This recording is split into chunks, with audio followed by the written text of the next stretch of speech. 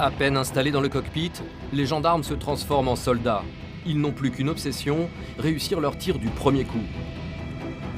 En approche, tir en position, demande d'autorisation d'ouverture du feu. Ouverture du feu autorisée. Allez, augmente la cadence. Allez, fais vite. Même si le gendarme ne touche pas sa cible à chaque tir, l'enjeu reste atteint. Faire peur à l'adversaire et l'immobiliser. Bateau feu, changement de chargeur. Sûreté mise sur l'arme.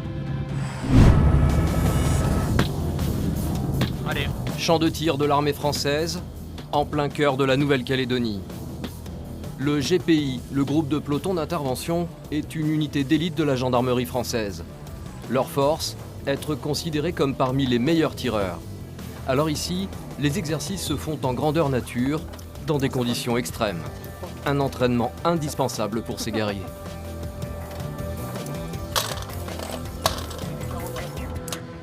Pour la plupart d'entre eux, ils sont issus soit d'autres GPI, soit d'escadrons de gendarmerie mobile, ou aussi dans des pelotons d'intervention, puis ils ont été sélectionnés, formés par le GIGN et ensuite affectés dans mon unité.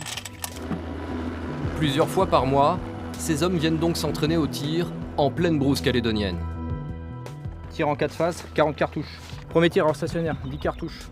Second tir en ascenseur, monter 5 cartouches, descendre 5 cartouches. C'est bon pour vous? L'objectif de ces journées, simuler des scènes d'intervention délicates et apprendre à toucher sa cible depuis un hélicoptère. Des situations fréquentes dans ces zones difficiles d'accès. L'idée c'est quoi? C'est d'être capable en fait d'avoir un appui-feu depuis les airs sur les missions qui sont dévolues au GPI. Alors ça peut être sur des missions d'arrestation domiciliaire quand on est dans des endroits qui sont vraiment très reculés. Ça peut être sur des missions de très haute intensité comme on doit travailler sur le type pirate-air, pirate-mer. Voilà, ça nous permet en fait d'avoir un appui aérien. Je peux te le faire passer là ou derrière? Ouais, derrière. Les hommes qui s'exercent aujourd'hui ne sont pas tous des habitués du tir. Certains viennent tout juste d'incorporer le GPI. Ils sont en pleine phase d'apprentissage. Je laisse monter, tu as un marchepied ici. Alors pour eux, le tir depuis un hélicoptère instable est un vrai défi. Et vous, comment vous vous sentez là-dessus? Moi, je suis sur ma formation, tireur G3, donc c'est les débuts. Donc pour prendre en compte les difficultés du tir avec la hauteur et l'aéronef. Troisième tir pour moi, on verra bien. Aujourd'hui, les apprentis tireurs vont monter un à un dans l'hélicoptère. Chacun leur tour, ils vont tenter de toucher au plus près les cibles disséminées sur le terrain. Tireur en position, porte arrière droite ouverte, sécurisée. Donc on est parti pour 2 phases tir G3 calibre 1662, 2 fois 20 cartouches. À peine installés dans le cockpit, les gendarmes se transforment en soldats. Ils n'ont plus qu'une obsession, réussir leur tir du premier coup. En approche, tir en position, demande d'autorisation d'ouverture du feu. Ouverture du feu autorisée. Allez, augmente la cadence. Allez, fais vite.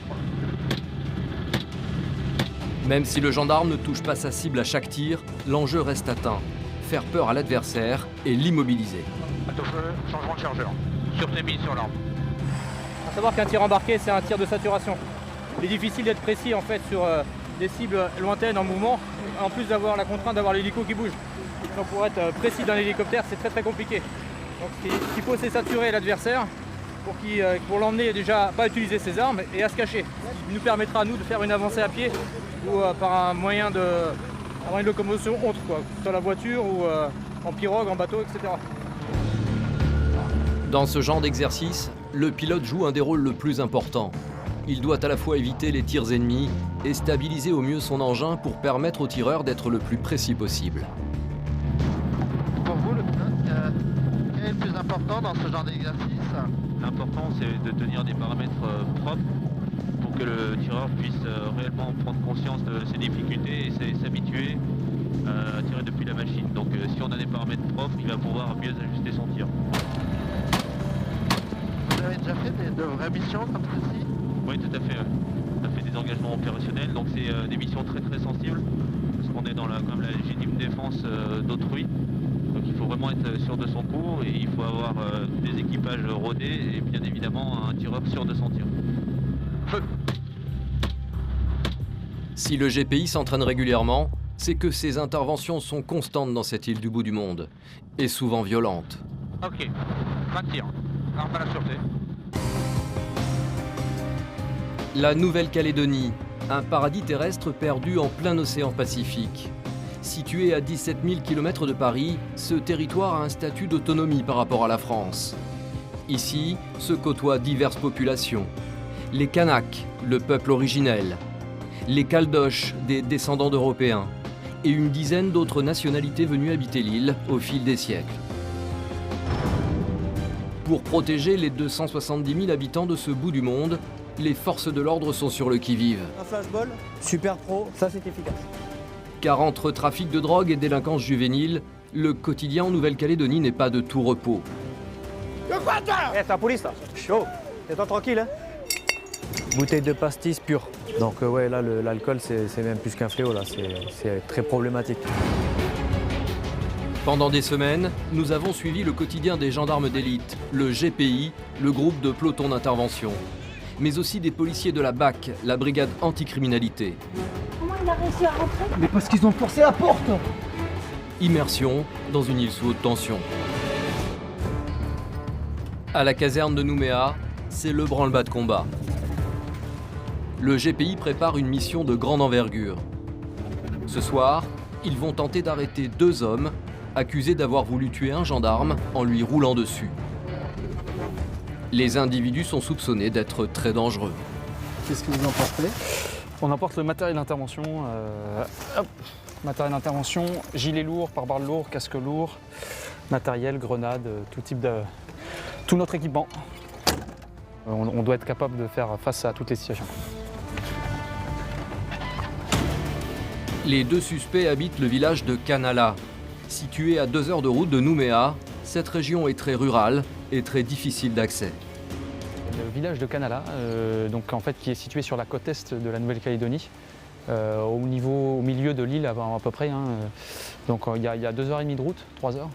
Et en fait, autour de ce village, il y a plusieurs tribus de Kanaks.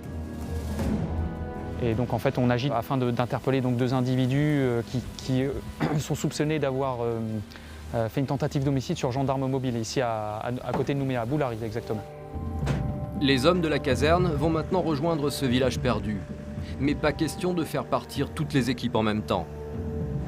Vous partez pas ensemble là? Alors voilà, on part en décalé. C'est en fait une technique pour pas arriver en force en fait, sur le lieu d'emploi. Donc là en fait on va arriver sur la brigade territoriale de Kanala. Et si en fait on arrivait trop en force, ça montrait aux tribus avoisinantes qu'une intervention ou une opération se projetait le lendemain.